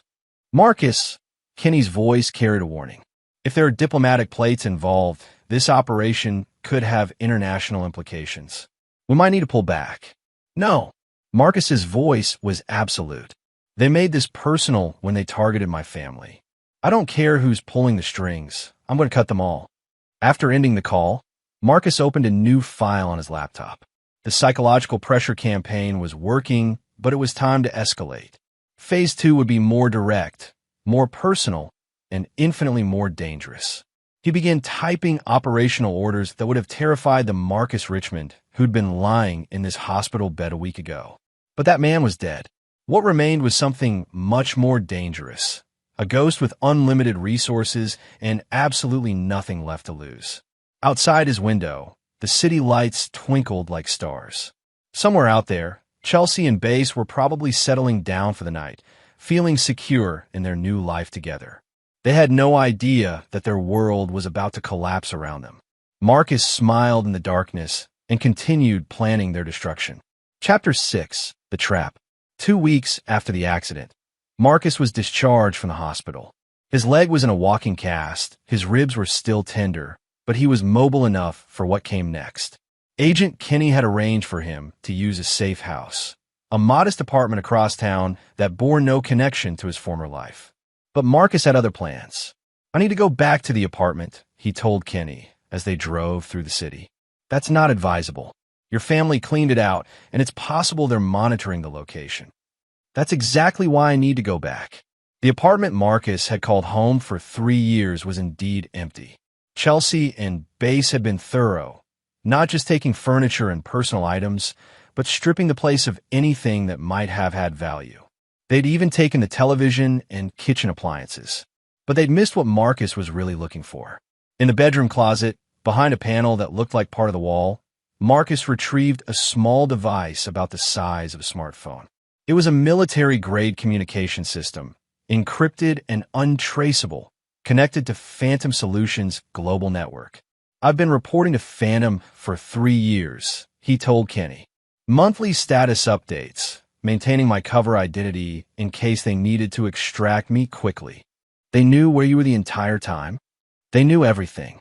Who I married, where I worked, every detail of Marcus Richmond's life. Marcus powered up the device, and within seconds, it was connecting to secure networks around the globe, which means they have detail files on everyone who might have been watching me. The device chimed softly, indicating that Marcus had multiple priority messages waiting. He scrolled through them quickly, his expression growing darker with each one. "What is it?" Kenny asked. Confirmation of what we suspected. Base wasn't the primary asset. He was just a convenient tool. The real operative has been someone much closer to me. Marcus showed Kenny the screen. Among the messages was a detailed surveillance report, filed just 3 days ago, describing the successful neutralization of Target Lazarus, Phantom Solutions code name for Marcus Richmond.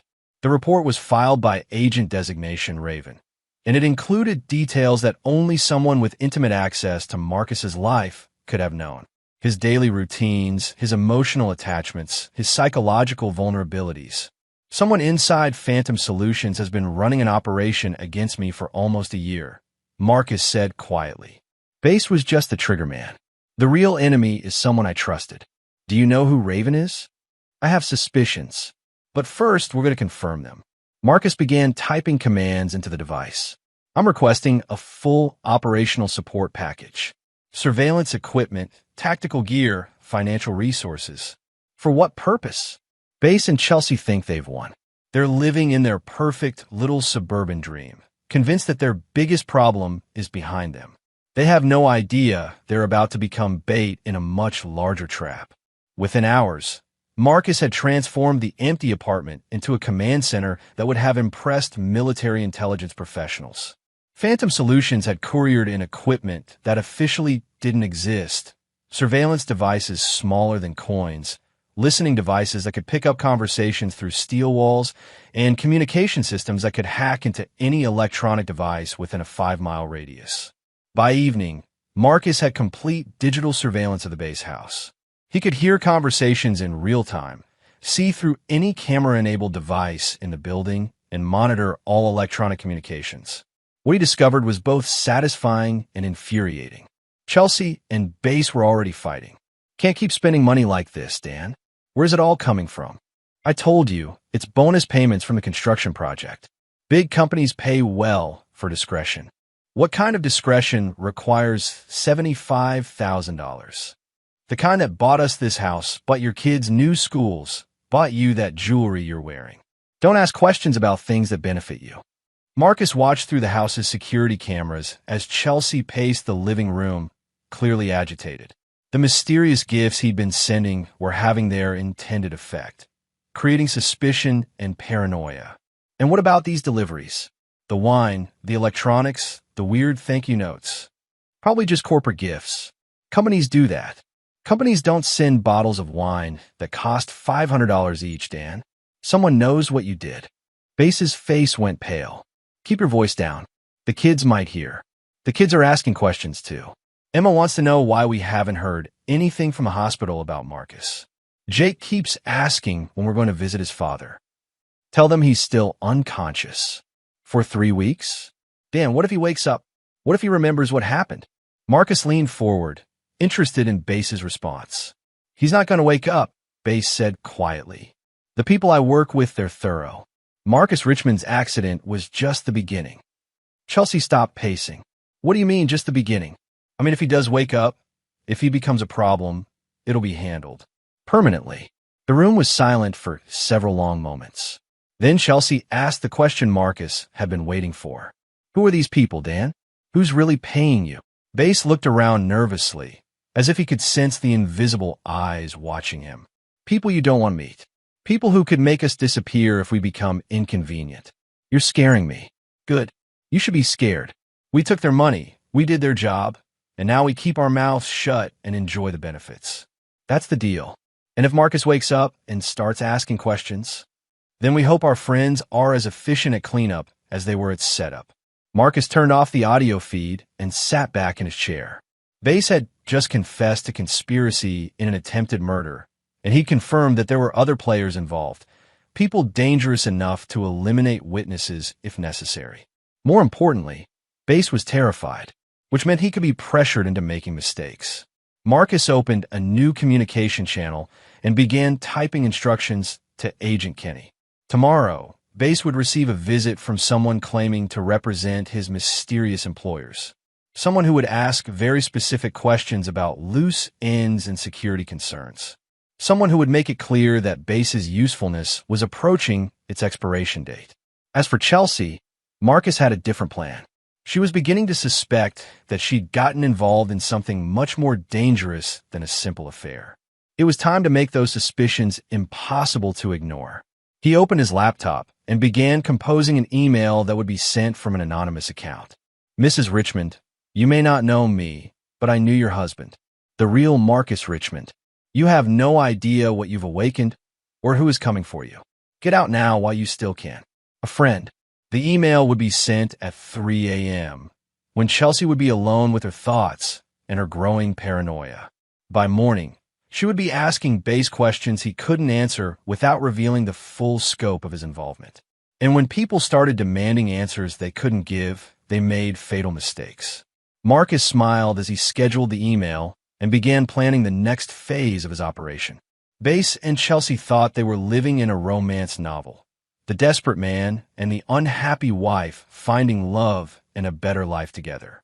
They had no idea they were actually characters in a horror story. And the monster was just getting started. Chapter 7. The Pressure Cooker. At 3:47 a.m., Chelsea Richmond jolted awake to the sound of her phone buzzing. The anonymous email had arrived exactly as Marcus had planned, and through the house's hacked security cameras, he watched her reaction in real time. She read the message 3 times, her face growing paler with each reading. Then she did exactly what Marcus had predicted. She woke up Base. Dan, wake up. We have a problem. Base groggily read the email, and Marcus watched satisfaction as the man's face went through a range of emotions. Confusion, fear, and finally anger. This is probably just some crank who read about your husband's accident in the newspaper, Base said, but his voice lacked conviction. How would a newspaper reader know there was a real Marcus Richmond? How would they have my email address? I don't know, but Dan, what aren't you telling me? What did you really do? Marcus had positioned this moment perfectly. Chelsea was already suspicious from the expensive gifts and cryptic messages. The mysterious visitor from a few days ago had shaken Base's confidence. Now, with an anonymous warning arriving in the middle of the night, the pressure was becoming unbearable. I told you everything you need to know, Base said, but he was sweating despite the cool night air. No, you didn't. You told me Marcus was a security guard who couldn't provide for his family. You told me we'd be helping him by leaving, giving him a chance to start over. But this email... Chelsea held up her phone. This email talks about the real Marcus Richmond. Who is the real Marcus Richmond, Dan? Through the surveillance feed, Marcus could see Base's internal struggle. The man clearly knew more than he'd told Chelsea, but revealing the truth would expose his own involvement in something much darker than a simple affair. Look, maybe your husband wasn't exactly what he seemed, Base said finally. Maybe he had secrets, debts, problems you didn't know about. That doesn't change anything for us. It changes everything. Chelsea's voice was rising. If Marcus is dangerous, if he has enemies, then we're in danger too. The kids are in danger. Chelsea, calm down. Don't tell me to calm down. You said this would be simple. You said we'd take the kids and start over, and Marcus would eventually understand and move on. But this... She waved the phone again. This sounds like we poked a hornet's nest. Marcus decided it was time to escalate the pressure. He activated a pre-programmed sequence that would cause several things to happen simultaneously. First, Base's phone began receiving text messages from unknown numbers. Payment overdue. Need to discuss terms. Meet tomorrow. Usual place. Boss wants to see you. Problem with Richmond situation. Cleanup crew on standby. Confirm status. Second, the house's smart home system began malfunctioning. Lights flickered, the security system armed and disarmed randomly, and the temperature controls started cycling erratically. Third, a black sedan with tinted windows pulled up across the street and parked under a streetlight where it would be clearly visible from the house. The effect was immediate and devastating. Base's phone buzzed continuously with incoming messages. Each one made him more agitated, more desperate. Chelsea watched him read the messages, and Marcus could see the exact moment when she realized that her boyfriend was involved in something truly dangerous. Dan, what are those messages? Who want to see you? What cleanup crew? I can't. These aren't supposed to be happening now. Weren't supposed to be happening. Base was spiraling. The psychological pressure Marcus had been building for weeks was finally breaking him down. There were supposed to be safeguards. I was told if I did my part, if I kept quiet, everything would be handled cleanly. Handled how? Dan, what did you do? Before Base could answer, Chelsea noticed the sedan outside. There's a car out there. It's been sitting there for 10 minutes. Base looked out the window and went completely white. Oh God, they're here. Who's here? Dan, who's here? The people I work for. The ones who paid me to... He couldn't finish the sentence. Paid you to what? Marcus could see that Base was on the verge of a complete breakdown. The man was cornered, facing pressure from multiple directions, and his natural cowardice was overwhelming his ability to think clearly. I wasn't supposed to hurt him, Base said quietly. I was just supposed to provide information. His routines, his habits, when he would be vulnerable. Chelsea stared at him in horror. You set up Marcus's accident. I needed the money. These people, they don't take no for an answer. They said they just wanted to neutralize him temporarily, get him out of the way, so we could be together. Neutralize him? Dan, you tried to have my husband killed. I thought it would just put him in the hospital for a while. Give us time to disappear with the kids. But now, these messages. Base was shaking. I think they're planning to finish the job. Chelsea backed away from him, her face a mask of revulsion and terror. You're a monster. You made me part of a murder conspiracy. Chelsea, please, we can fix this. Fix it? How do you fix attempted murder? How do you fix betraying the father of my children? Through the surveillance feed, Marcus watched his wife, his ex-wife, finally understand the full scope of what she'd gotten involved in. The comfortable suburban dream was collapsing into a nightmare of conspiracy and violence. And Marcus wasn't done yet. He activated the final phase of the evening's psychological warfare. The black sedan's driver got out and began walking toward the house, moving with the purposeful stride of someone conducting official business. Inside the house, Base saw the approaching figure and panicked completely. We have to run. Right now. Pack whatever you can carry, and we leave for the back door. I'm not going anywhere with you. Chelsea shouted. You lied to me about everything. If you stay here, you're dead. These people don't leave witnesses. Then maybe I should call the police. The police can't protect you from these people. No one can. Marcus watched through the cameras as his carefully orchestrated psychological operation reached its crescendo. Chelsea and Base were turning on each other, fear and paranoia destroying whatever bond they'd thought they had. The approaching figure, actually Agent McMahon in disguise, knocked authoritatively on the front door. Base grabbed Chelsea's arm. Back door. Now, leave the kids. We'll come back for them later. I'm not leaving my children. They're safer here than with us right now. It was the perfect moment for Marcus to reveal himself. He activated the house's intercom system and spoke directly to the two people who had betrayed him. Hello, Chelsea. Hello, Dan. Both of them froze, looking around wildly for the source of the voice. You're probably wondering how I can be talking to you right now, considering you left me unconscious in a hospital bed 3 weeks ago. Marcus. Chelsea's voice was barely a whisper. Surprise. I've been awake the whole time. I heard every word you said in that hospital room. I watched you pack up my life and move in with your boyfriend. I listened to you tell our children that their father was a useless dreamer. Base was hyperventilating. This isn't possible. You're supposed to be dead? Is that what your employers promised you, Dan? That Marcus Richmond would have a convenient accident and never wake up to cause problems?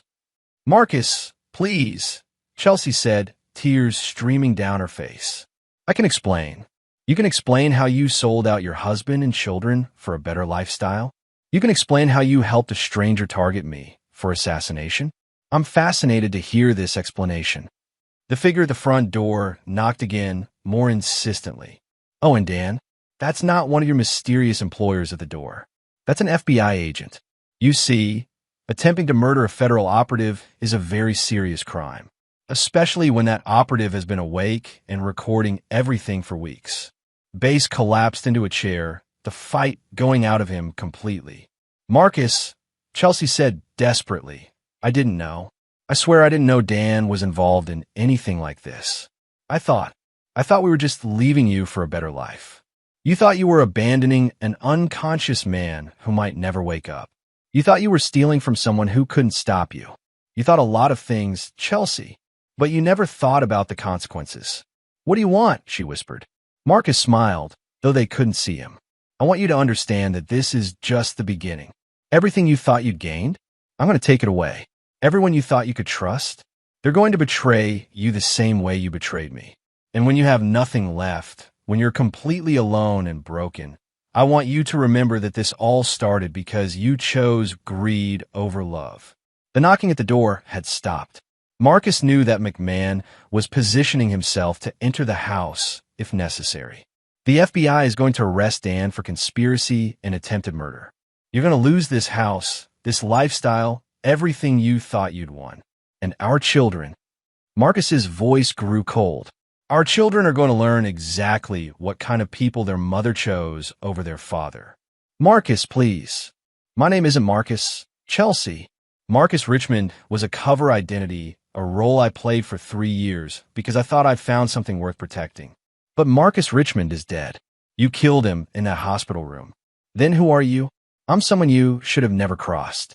I'm someone who doesn't forgive. And I'm someone who always collects his debts. The house fell silent except for Chelsea's quiet sobbing. Marcus ended the transmission and leaned back in his chair. Phase 3 was complete. Bass would be arrested within the next few minutes, and Chelsea would spend the rest of the night understanding that her comfortable new life had been built on a foundation of lies and violence. But this was still just the beginning. Marcus had much bigger plans for both of them, and for whoever had been pulling their strings. Chapter 8, The Reckoning. Agent McMahon entered the Bass house with backup, finding Chelsea Richmond sobbing on the living room floor and Dan Bass catatonic in an armchair, staring at nothing. Neither of them resisted arrest. Bass because he'd finally understood the scope of what he'd gotten involved in, and Chelsea because she was in shock. Marcus watched the arrest through his surveillance feed with cold satisfaction. But the real prize wasn't Bass or even Chelsea. It was the information Bass would provide once he understood his situation. 2 hours later, Marcus was in a federal holding facility, sitting across from Dan Bass in an interrogation room. Bass looked like he'd aged 10 years in the past few hours. His hands shook as he reached for the coffee Agent Kinney had provided. Hello, Dan, Marcus said quietly. Bass couldn't meet his eyes. I thought you were dead. A lot of people seem to have thought that. I'm curious about who told you that would be the case. I can't. They'll kill me. Marcus leaned forward slightly. Dan, look at me. Reluctantly, Bass raised his eyes. The people who hired you, they were planning to kill you anyway. You were always a loose and always a liability. The only reason you're still breathing is because you're in federal custody. You don't understand. These people, they have reach. They have connections. So do I. The difference is my connections want to keep me alive. Yours want you dead. Marcus opened a folder and spread several photographs across the table. Do you know what these are? Bass looked at the photos and went pale. They showed him meeting with various people over the past months. People whose faces had been digitally enhanced to show their true identities. We know about every contact you've had with your handlers, Marcus continued. We know about every payment, every instruction, every dead drop. What we don't know is who's at the top of the food chain.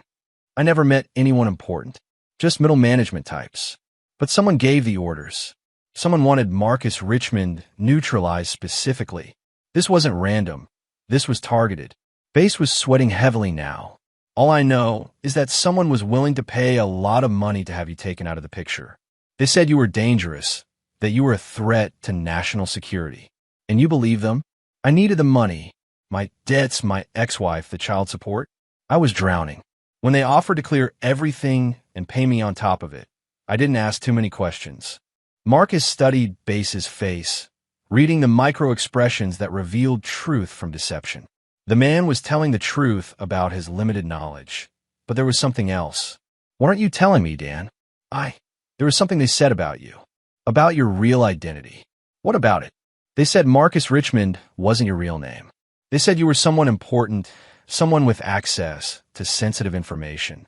They made it sound like you were a traitor. Marcus felt a cold realization settling over him. This wasn't just about eliminating an inconvenient operative. Someone had marked him as a security risk, possibly a double agent. Did they mention Phantom Solutions? Base's eyes widened. How do you know that name? Answer the question. They said you were a rogue agent from something called Phantom Solutions. They said you'd gone native, compromised your mission by getting too attached to your cover identity. The pieces were falling into place. Someone within Phantom Solutions had decided that Marcus Richmond had become a liability. Not because he'd blown his cover, but because he'd chosen to make his cover identity real. Who was your primary contact? A woman. Mid-40s, professional looking. She said to call her Raven. Marcus's blood turned to ice. Agent Dale, Kinney had been using the code name Raven in her Phantom Solutions communications. The same Agent Kinney who had authorized his reinstatement, who had given him access to resources, who knew every detail of his current operation. Describe her. About 5'8", gray hair, always wore dark suits. Had a scar on her left hand, like from a burn. It was definitely Kinney, which meant that everything since his accident had been orchestrated. Not just Base's betrayal, but his own reinstatement. Kinney had been playing both sides, using him to clean up the loose ends of her own operation. Dan, I need you to listen very carefully. The woman who hired you is also the FBI agent who's been running this investigation. She's been playing all of us. Base stared at him in confusion. That's impossible. She arranged your payments, then arranged your arrest. She's going to eliminate everyone who can connect her to this operation, starting with you. But I'm in federal custody. Federal custody run by our people. You think that makes you safe? Marcus stood up and walked to the door. Agent McMahon? McMahon entered the room. Yes. Where is Agent Kinney right now?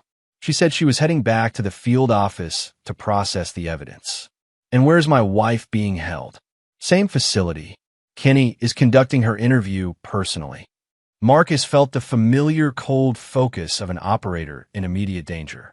Kinney was consolidating her assets, preparing to eliminate the witnesses. Chelsea might be a lying, betraying opportunist, but she was still the mother of his children. And despite everything, Marcus wasn't ready to let Kinney murder her. Eric, I need you to listen very carefully. Agent Kinney is the source of this operation. She's been running both sides from the beginning. McMahon's hand moved instinctively toward his weapon. That's a serious accusation. Check the timeline. When did Kinney first make contact with Phantom Solutions about reactivating me? I guarantee it was within hours of my accident, before any biometric alerts would have triggered naturally. Marcus could see McMahon processing this information, his training warring with his loyalty to his partner. She knew about my accident before the official reports were filed. Marcus continued. She had agents ready to respond immediately. She already had a cover story prepared about biometric database flags. Even if that's true, it's true. And right now, she's probably eliminating the last witnesses to her operation, starting with my wife. McMahon was quiet for a long moment, then spoke into his radio. Control, I need the location of Agent Kinney and prisoner Chelsea Richmond. The response crackled back. Agent Kinney signed out prisoner Richmond 20 minutes ago for transport to secondary facility. Which secondary facility? No secondary facility logged. Agent Kinney said she was handling transport personally. Marcus and McMahon looked at each other across the interrogation table. She's going to kill her, Base said quietly, just like she's going to kill me. Marcus was already moving. Eric, how fast can you get me out of here? You're not going anywhere. You're a material witness. I'm the only person who can stop Kinney before she completes her cleanup operation. And if you don't help me, you're going to be explaining to a congressional oversight committee how you let a rogue agent murder federal witnesses. McMahon was quiet for another moment, then made his decision. What do you need? My tactical gear from the safe house. Transportation, and a way to track Kinney's vehicle. That's way outside protocol. Agent McMahon, Marcus said quietly, I've been playing by the rules for 3 years. Following protocol, trusting the system. And look where it got me. Marcus moved to the window and looked out at the city lights. Somewhere out there, Agent Dale Kinney was preparing to murder his wife to cover up her own crimes. The ghost was done playing by anyone's rules but his own. Give me my gear, Marcus said. It's time to end this. Chapter 9, Ghost Protocol. Agent McMahon broke every protocol in the book, getting Marcus equipped and mobile. Within 40 minutes, Marcus was in full tactical gear, tracking Agent Kinney's vehicle through the city using GPS coordinates McMahon had acquired through questionable means. The signal led to an abandoned warehouse in the industrial district, exactly the kind of location someone would choose for eliminating witnesses.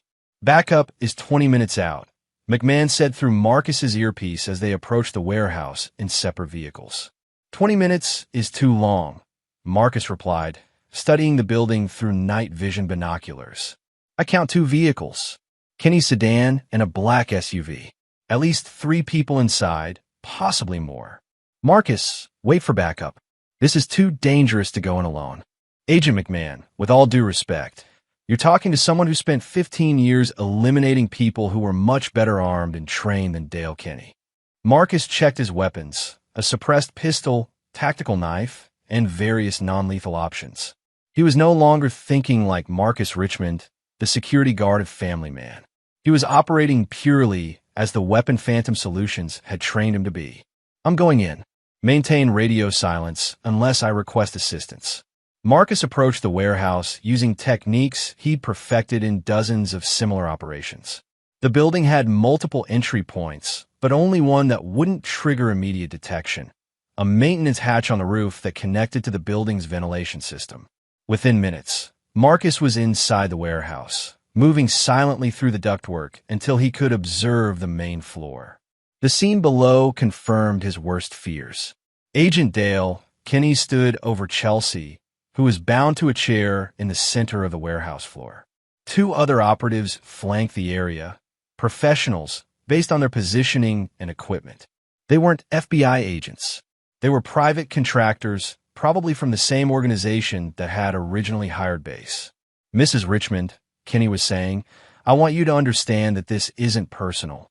You're simply a loose end that needs to be tied up.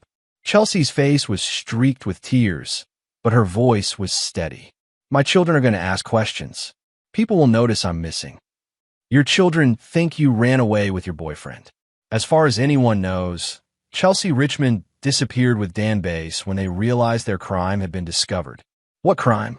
I didn't know Dan was involved in anything illegal. Conspiracy to commit murder, Mrs. Richmond. Accessory to attempted assassination of a federal operative.